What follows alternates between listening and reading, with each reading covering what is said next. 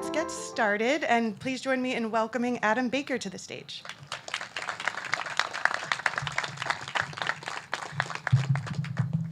Thanks for that introduction, Kate. Good afternoon and welcome. It's such a wonderful day, and I'm so happy to be here. Actually, this area is very special to me. About 20 years ago, a little bit up the river, I proposed to the love of my life, and luckily she said yes. So that's why I really enjoy this area. Well, today I'm here to announce something the folks in the transportation industry will find just as romantic as a marriage proposal. It's something that comes directly from all of our hopes, dreams, and hard work of a lot of people. We're here to celebrate a huge milestone for Amazon as well as the entire region. With the launch of nearly 50 heavy-duty electric trucks in California, we've been rolling out electric trucks around the world, and this is our largest fleet in any country so far. Now, we all know heavy-duty trucking is incredibly difficult to decarbonize. Like many problems that are worth solving, the answer is complex, and there's no actual playbook. These trucks are going to be carrying a large amount of cargo, a lot of weight, and they require high-power charging infrastructure. And when you look beyond just the drayage opportunities, they need to be able to travel long distances. But through the innovative work of companies and organizations like you see up here on stage today, we're making some real headway. It's important for Amazon in our work to decarbonize our operation, but it's also something that will benefit the entire people of the state of California and beyond. And that's why this is huge. If you live here, you might have already seen these trucks that we're here to introduce. They started hitting the roads on the port of LA and Long Beach, and we expect to have over a dozen operating in these ports by the end of the year. This is the first ever electric truck in Amazon's ocean freight operations. So this is a big milestone for us. We're also deploying 35 heavy-duty electric trucks to move customer orders within this region, inside the Inland Empire, going between our fulfillment centers, our air facilities, delivery stations, and to many other sites throughout the region. To power these vehicles, we have installed more than 45 fast DC chargers. Now let's talk a little bit about the trucks. They're made by Volvo and have an impressive range of 275 miles with a significant amount of payload. They're also equipped with top-of-the-line safety features like blind spot detection, active collision mitigation, and adaptive cruise control. And there's no surprise, the drivers love these vehicles. They've shared positive feedback with us about how quiet the trucks are when they're operating, as well as how smooth they run on the road. And all this is done without sacrificing any power. So thank you, Volvo. The drivers also shared that they would choose these vehicles over their diesel counterparts anytime. Now, I want to point out that California, and this region in particular, has been a wonderful place for us to launch a project like this. The largest portion of the US volume comes through these two ports for Amazon, and then is distributed throughout the entire United States. There's been a great amount of public and private support here when it comes to putting the environment first. Amazon has benefited from collaboration with Foreign Mobility, which is providing the chargers for the vehicles, J.B. Hunt, who is operating the vehicles, and as well as the excellent teams and local government at the Port of LA and Long Beach, which have been leaders in sustainability. We would not have been able to get here without this group. Join me in recognizing all the people on stage.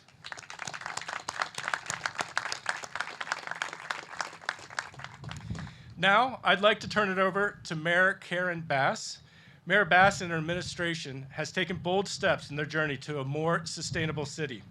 Their work from electrifying public transportation, installing vehicle chargers, to ensuring low-income families have access to renewable power, to creating a climate cabinet that will support the city departments, making Los Angeles a 100% clean city by 2035.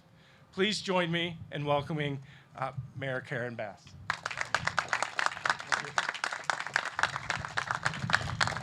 Good afternoon, everyone. It is always nice on an afternoon like it's such a beautiful day to have some good news to say to the city of Los Angeles. So I want to thank everyone for being here today as we celebrate another big environmental win for Los Angeles and the port.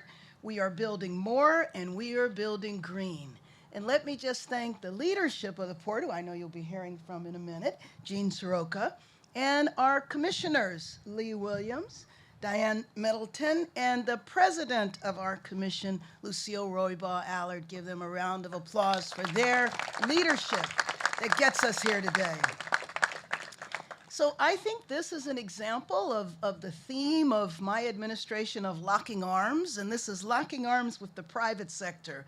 And we know that that is required to confront the climate crisis, eliminate emissions from the transportation sector, and boost our local economy. So thank you to our private partners for the work that you've done to allow us to be here today.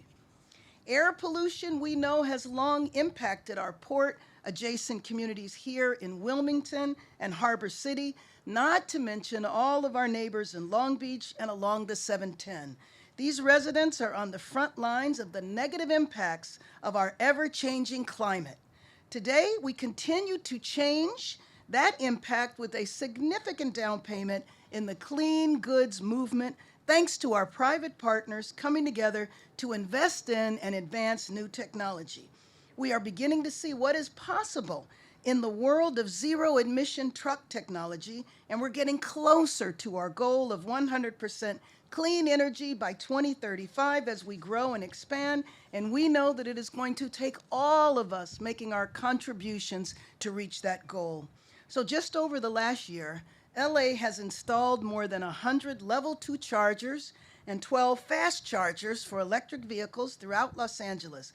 There are now more than 30,000 commercial electric vehicle chargers throughout the day because we are making sure that the city is doing its part too.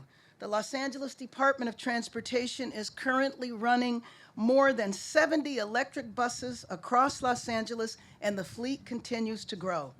Our Bureau of Street Lighting secured a grant from the California Energy Commission to install 120 curbside EV chargers in Lincoln Heights and Boyle Heights, and is currently in the process of installing an additional 150 EV chargers across the city. This is the next frontier, and we don't have a choice. It's time to invest in green innovation, and as you can see, that is exactly what we're doing.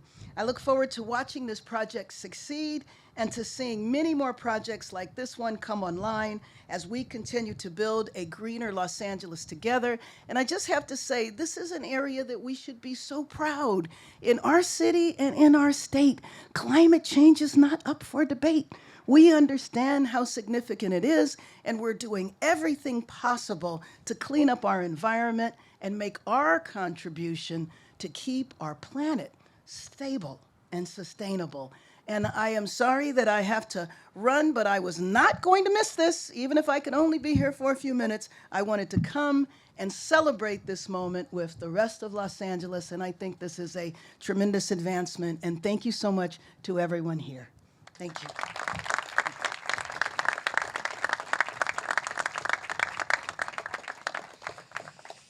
Thank you so much, Mayor Bass. Appreciate you making the time. Our next speaker today is Ali Zaidi, who serves as the National Climate Advisor and oversees the White House Climate Policy Office. In this role, he implements President Biden's domestic climate agenda, coordinating the all-of-government approach to tackle the climate crisis, create good-paying jobs, and advance environmental justice. Please join me in welcoming Mr. Zaidi. Thanks so much, and so many leaders here today that we have to recognize. You know, the mayor was talking about the climate crisis and how we all need to collectively step up to the plate. I think this is what that looks like, not wasting time debating the science, but getting to work putting together the solutions. So grateful to be with all the leaders here. You know, I've had a chance to be a test pilot in the cab of one of these vehicles. I can attest to the power and the exceptional performance, and have been able to partner with a lot of the folks on this stage in piecing together the solutions that we need to decarbonize the economy. In the United States, I think for a while now, we've been on a trajectory ramping up the deployment of renewable energy. This year will be the largest build out of electricity generation in the United States in 2 decades. 96% of that will be clean. In the light duty vehicle space, we have quadrupled the sales of electric vehicles, increased the number of chargers that line our roads and highways by 80% since the president took office. I say that to say there is stuff that, frankly, is easy now. If there's a layup in climate change, it's getting clean electrons on the grid. It's getting folks in vehicles, passenger vehicles, that don't put pollution into the sky. What we are talking about today is not a layup.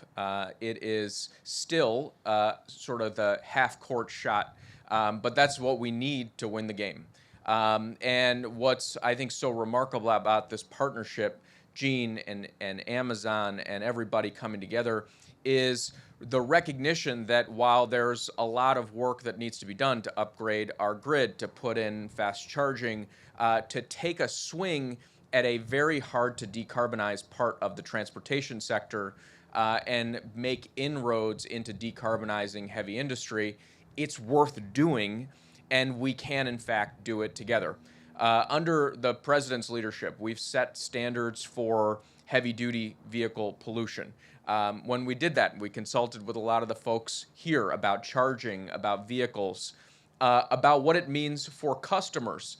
And everybody on this stage, I think, was wind in our sails to try to dream that ambition for the country, taking the pollution out of the sky, out of the lungs of our kids, and putting cleaner vehicles on the road.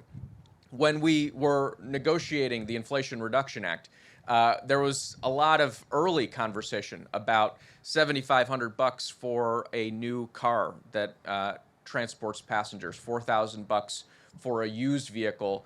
What this group, along with the Biden-Harris administration, imagined and now is reality, is a tax credit that actually helps deploy commercial vehicles that are electric. And by the way, these are vehicles that are being made in the United States of America, able to get parts, including batteries, made in the United States of America. So bringing home not just the win for clean air, but really for our economy and lifting all of us together. So those are the ways I think we have been partners and I think are leaning into the opportunity presented, including a targeted program to electrify our ports that has already done a lot of learning from LA that we hope to scale around the country. But I think this fits into a broader opportunity we have in front of us. California is no stranger to the sky turning orange or to the pain points that persistent drought in the West has put on the economy. But you also are on the front lines of imagining and implementing the solutions. We now have something that you know here in California replicated around the country. 80,000 farmers, 75 million acres of climate smart agriculture, hopefully agriculture that can move through this port. We have folks taking a shot at heavy industry, steel, cement, aluminum, not just net zero, but in the case of California and some of our grantees from the Department of Energy, breathing in CO2 and producing net negative construction materials here in the state. Electricity going clean, transportation going clean, nothing beyond our reach if we work together.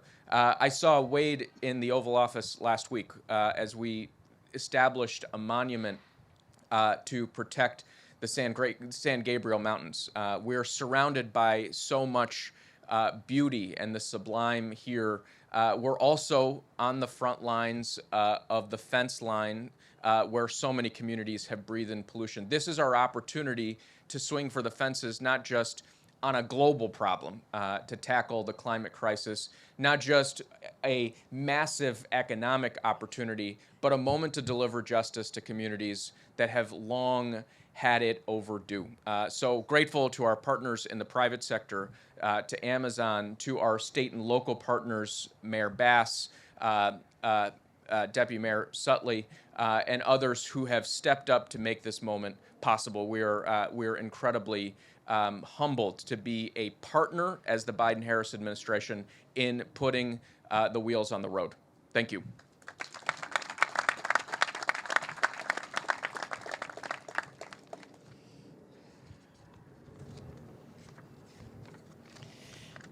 Now we have Secretary Wade Crowfoot, who oversees an agency that is tasked with protecting and managing California's diverse resources, as we just heard, ranging from more than 1,000 miles of coastline to high mountains and vast deserts. Under his direction, Secretary Crowfoot is expanding nature-based solutions to achieve the state's climate change goals. Please welcome Secretary Crowfoot. Well, thank you so much for the opportunity to be here. I'm proud to be on the stage with Mayor Bass, driving all of our climate efforts from one of the largest cities in the world, Mr. Soka and the Port Commission driving this progress in a cornerstone of the American economy. Mr. Zaidi, or I'll call him Ali, because he called me by my first name, which I'm thankful for. I mean, the Biden-Harris administration, an absolute partner in the progress that we're making. And then Secretary Yana Garcia, who's driving California's efforts to reduce emission and pollution in and around the Los Angeles basin. This is an important moment for a lot of reasons. One of those reasons is that this effort to decarbonize transportation has never been more urgent than it is. My agency helps to organize response to climate threats that Californians have been facing. That's wildfire, flood, drought. We know of those impacts that we're experiencing. Next week, I'm headed to a discussion of governments from across the world that are experiencing very similar impacts. And flying down here today, I caught up on the most recent scientific literature about the acceleration of climate impacts. And it's gone beyond concerning, and it's gone beyond alarming. It's downright scary in terms of the planet that we're going to leave our kids and our grandkids.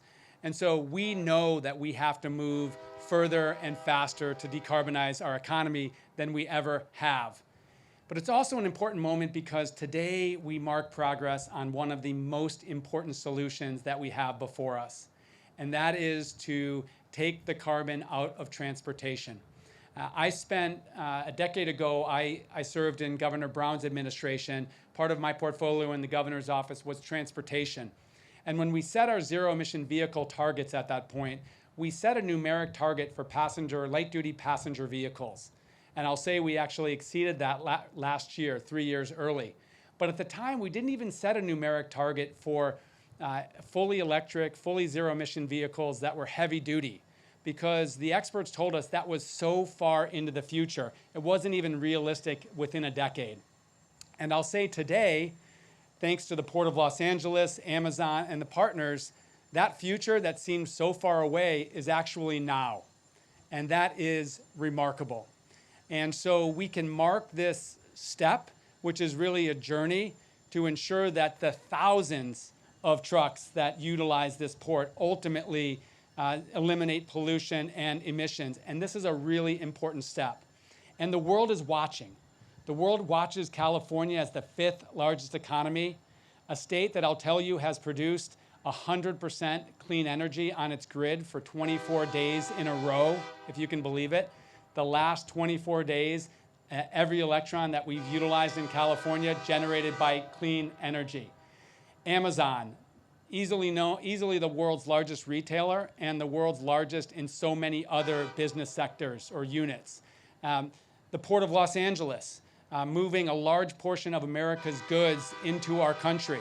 The world is watching if we can do this. And if we can't do it, who would we expect to do it? So I'll say this is a moment to reflect on our progress, thank all of our partners, but also redouble our commitment to taking this important announcement of several dozen vehicles that are coming onto the port and through Amazon's operation, and then moving aggressively in coming years to hundreds and ultimately thousands of those vehicles. It could be that this day is one of those days that we look back on as one of those inflection points that really changes the future of heavy-duty port transportation and thereby changes our trajectory to actually address climate change. So thank you very much for the progress we've made, and I would say Godspeed to our continued progress together. Thank you.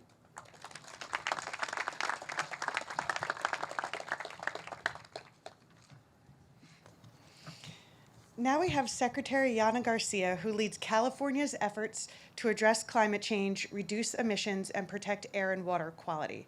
Through her leadership, the state has set ambitious targets to reduce emissions in the transportation sector and transition to a clean energy economy. Please welcome Secretary Garcia.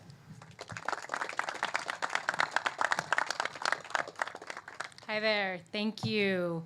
What a beautiful, beautiful day to be here with you all.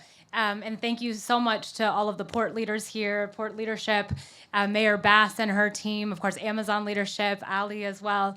A pleasure to be here with all of you. I want to share a little bit. I think you see so many of us up here because so many of us are so proud of what's happening. So I want to share a little bit of why this makes me personally so proud. First and foremost, as we all know, and as everyone's mentioned, the climate crisis is obviously an existential one, and it is a long-term one. Make no mistake, though, decarbonizing the heavy-duty sector in particular yields immediate benefits, including health benefits, literally saving lives in the South Coast Air Basin. This place, Wilmington, is a place where, as Ali Zaidi was mentioning, it is a place where our residents suffer from the impacts of far too many pollution sources.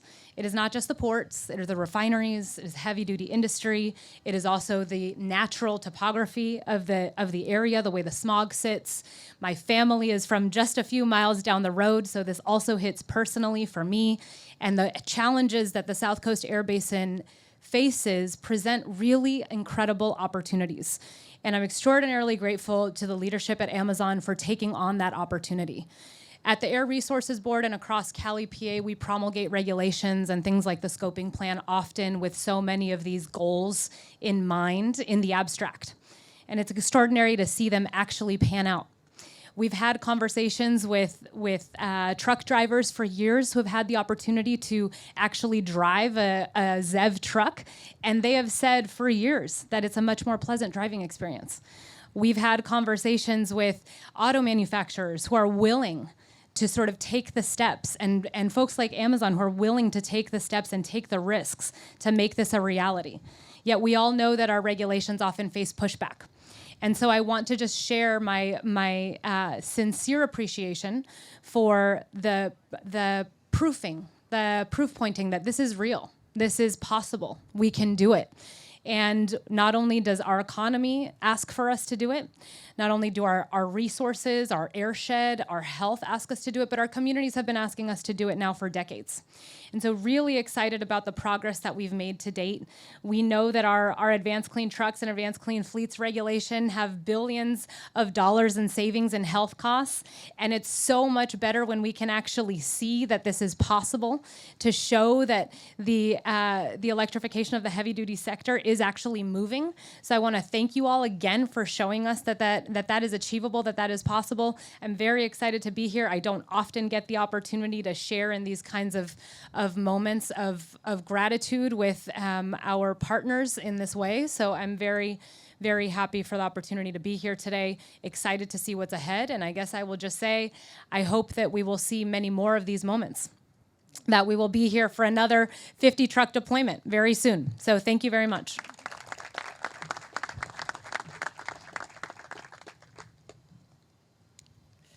Great. Now we have Port Director Gene Soroka, who is known as a steady voice of reason during the pandemic-induced volume surge and continues to bring together stakeholders across the supply chain to drive efficiencies and identify opportunities for partnership. He's also led efforts to invest in technology to help transition to a zero-emissions port complex. This port is an important part of Amazon's global network, so thank you, Mr. Soroka, for hosting us today. Please welcome him up.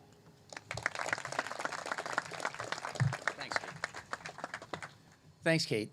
Let me set the stage just a little bit here at the Port of Los Angeles. As Yana said, we're here in the enclave of Wilmington, home to about 85,000 of us. This is the Wilmington Waterfront Promenade, which underscores the mission of this port: community, environment, jobs, and cargo. This park was opened up in February, just before Lunar New Year. $77 million of port investment that finally got Wilmington to the lead spot in port investment in this harbor area, serving more than 250,000 of us that live and work here. The investment in Wilmington is so important to this day because it's been 18 years in the making. When our predecessors, this port, its leadership, the city of Los Angeles and Long Beach embarked on the world's first clean air action plan. And it was a goal to try to see if there was a way to reduce pollution in this economic engine that was so close to our residents, our schools, our moms and dads, aunts and uncles every single day. 18 years later, that Clean Air Action Plan has reduced pollution by 90%. Now, getting after those last 10 percentage points is going to be the hardest ever. We updated that Clean Air Action Plan in 2017 because we had met or exceeded all the commitments we made to the community well before the time promised. And that was, again, another building block of what we could do, community and port. And a number of folks are here today that were part of that conversation dating back in 2006. Now, flash forward a little bit, in 2017, renewing that commitment to the community also took us to be the first port complex that put on paper in its strategic plan and published for the world to see that we wanted to go to a zero-emission port environment.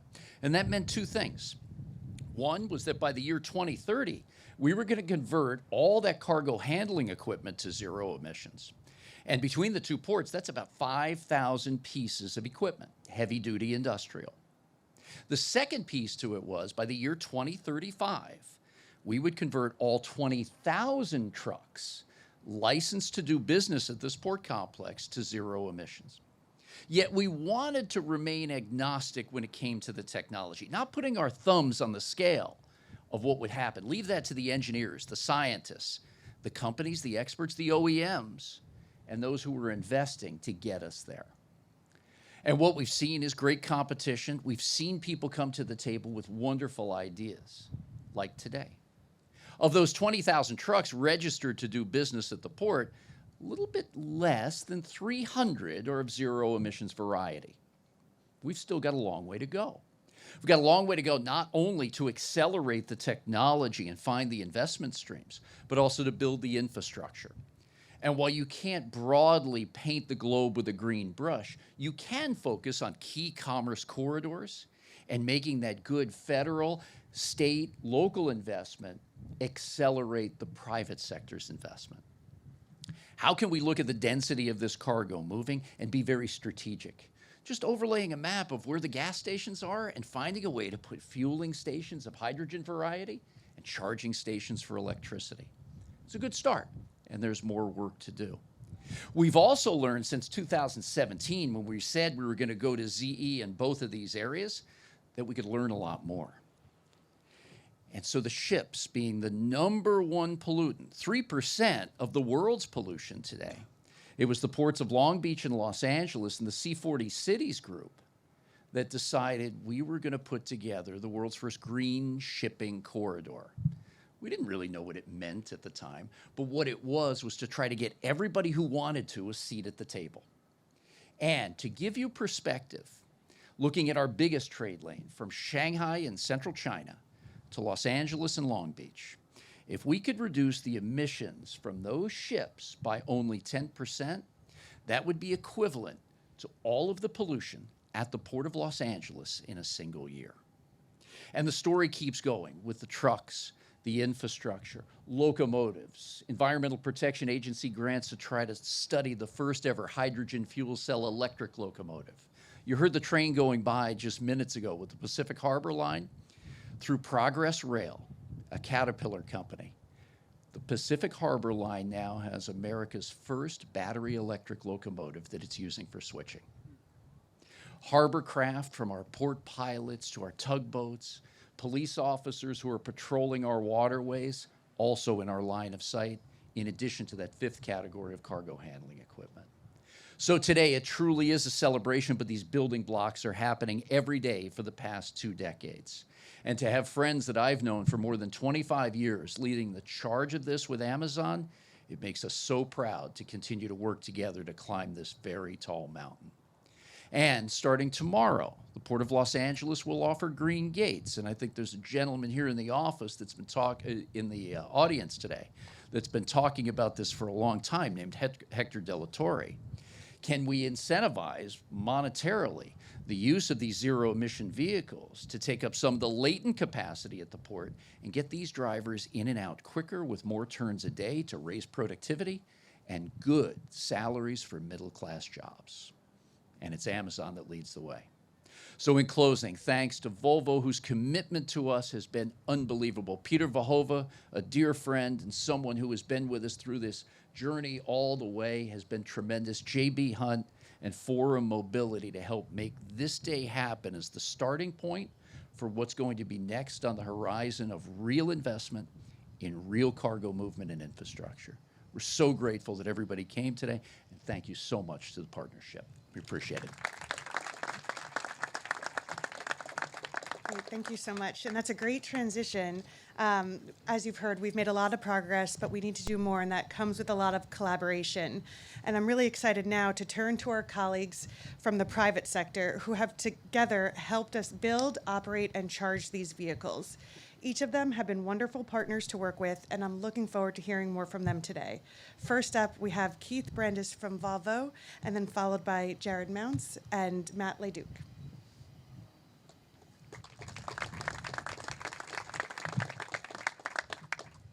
Thank you. Mr. Soroka, you're a hard act to follow.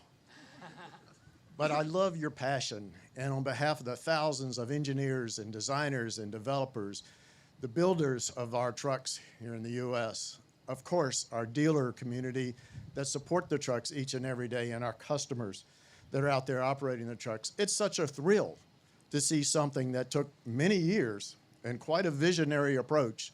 And thanks to the administration and the other government and policy officials, we're able to shed some light with you today. And maybe I should just sit down and let the trucks speak for themselves. But I'd like to tell you a few things here. The technology that we've put into these trucks is truly amazing.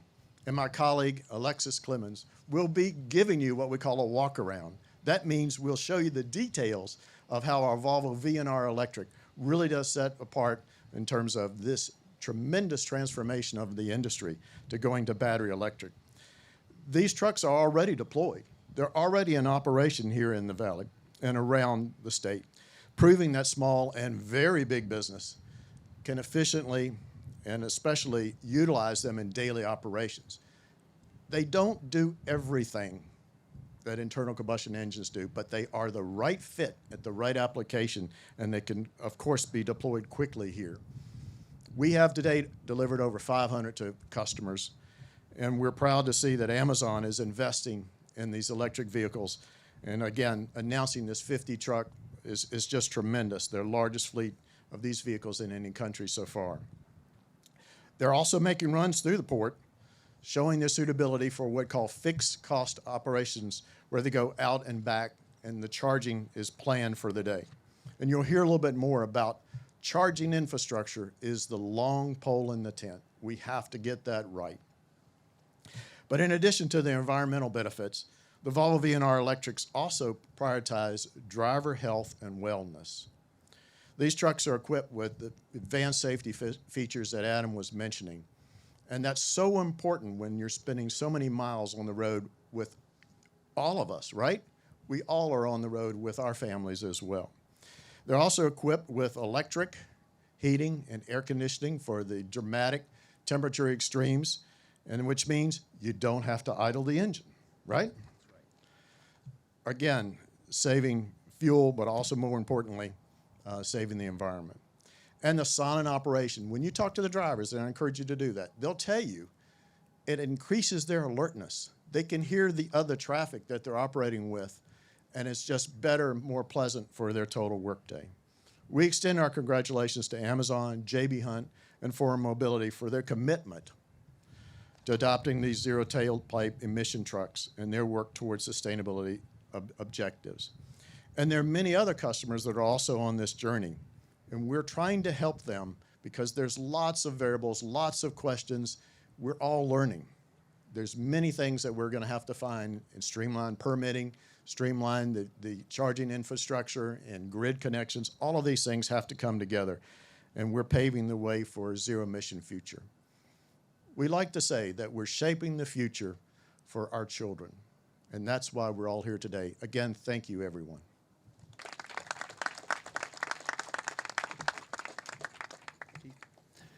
And good afternoon. My name is Jared Mounts. I'm the Vice President of Energy and Sustainability at J.B. Hunt. Our vision at J.B. Hunt is to create the most efficient transportation network in North America. And efficiency and sustainability go hand in hand. As we work to deliver long-term value for our customers, reducing carbon emissions is of increasing importance. We want to commend our customer, Amazon, for their efforts to operate more sustainably and reduce carbon emissions in the supply chain. Incorporating zero-emission vehicles, in particular in the heavy-duty space, is a challenge. We've been operating these trucks in preparation for this launch with Amazon, and in order to make it a success, there are several factors to consider. For example, the distance of the routes, the vehicle and cargo weight limitations, the duty cycle of the trucks, and the charging time required. Working closely with Amazon, the operation here checks all the boxes for a fitting application for these kind of trucks. And like my colleague said, the drivers do enjoy operating these trucks. They comment on the quiet cab and the smoother ride. So our efforts here with Amazon are a great example of J.B. Hunt's commitment to supporting our customers' efforts to operate more sustainably and reduce carbon emissions in the supply chain.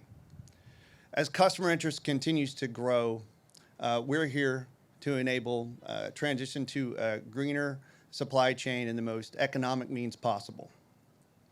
We understand how to incorporate zero-emission vehicles thanks to the work of our logistics experts who've studied these vehicles, their potential application, and gained hands-on experience with them over the last several years. So along with our customers, J.B. Hunt is also committed to reducing our carbon footprint. In 2022, we announced an ambitious goal to reduce greenhouse gas emissions intensity by 32% by the year 2034 from a 2019 baseline year. And I'm proud to say that as of last year, we're halfway to that goal, surpassing 16% in emissions reduction. So as adoption of zero-emission vehicles becomes more common in the transportation industry, it is imperative that we have adequate infrastructure in place to support their usage. The challenge is great, and we have to work together to diversify energy options and work towards a more sustainable supply chain. It takes everyone here today to make sure that the value-driven change necessary becomes a reality. Thank you.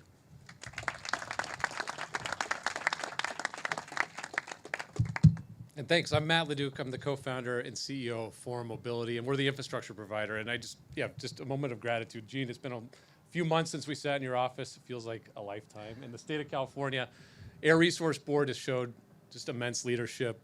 Volvo, I can attest, we've been operating these trucks in partnership with J.B. Hunt and Amazon for several months now, and the drivers do love it.